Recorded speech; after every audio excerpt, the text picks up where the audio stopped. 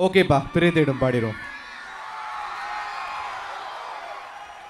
அழுதால் உன் பார்வையும் அயர்ந்தால் உன் கால்களும் அதிகாலையின் கூடலில் சோகம் தீர்க்கும் போதுமா நிழல் தேடிடும் ஆண்மையும் நிஜம் தேடிடும் பெண்மையும் ஒரு காரணம் இல்லையே தெய்வம் தந்த சொந்தமா என்னாயுள் ரேகை நீயடி